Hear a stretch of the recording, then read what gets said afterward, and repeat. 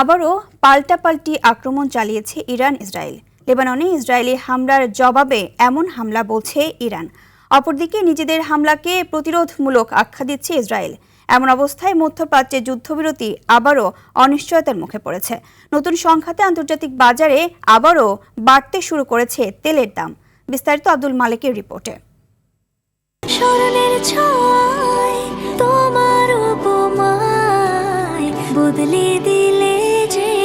Sandalina so, রূপচর্চায় আভিজাত্য। যুদ্ধবিরতি চলমান থাকলেও রোববার ভোর থেকেই লেবানন ও ফিলিস্তিনের গাজায় বেশ কয়েকটি হামলা চালায় ইসরায়েল। এতে গাজা উপত্যকায় কমপক্ষে ১৩ জন সহ লেবাননেও নিহত হয় বেশ কয়েকজন। এমন হামলার পরই দেশটির এক আইন প্রণেতা ইব্রাহিম রেজাই হুমকি দেন বৈরুতে হামলার কঠোর জবাব দেবে তেহরান। হুমকি দেয় আইআরজিসির মুখপাত্র ইব্রাহিম জুলফাগরিও। এরপরই স্থানীয় সময় রোববার রাত 11:30টার দিকে উত্তর ইসরায়েলে হামলা চালায় Iran. Islamic Revolutionary Guard Corps বলছে, বৈরুতে ইসরায়েলি বাহিনীর হামলার জবাব দিতেই এমন হামলা চালিয়েছে তারা। আইডিএফও স্বীকার করেছে কমপক্ষে 10টি ব্যালিস্টিক ক্ষেপণাস্ত্র ছুড়েছে তেহরান, যদিও আঘাত হানার আগেই বেশ কয়েকটিকে ধ্বংসর দাবি করেছে তেল আভিভ।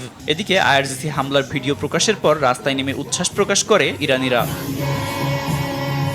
পশ্চিম ও মধ্য ইরানে পাল্টা আক্রমণ চালায় ইসরায়েলও। বিশেষ করে রাজধানী তেহরান, তারবিজ, ইস্পাহান সহ বেশ কয়েকটি শহরে বড় বিস্ফোরণ শোনা গেছে। পাশাপাশি নতুন করে হামলা হয়েছে লেবাননের রাজধানী বৈরুতেও। তবে কোনো দেশই এখনও হতাহতের খবর প্রকাশ করেনি।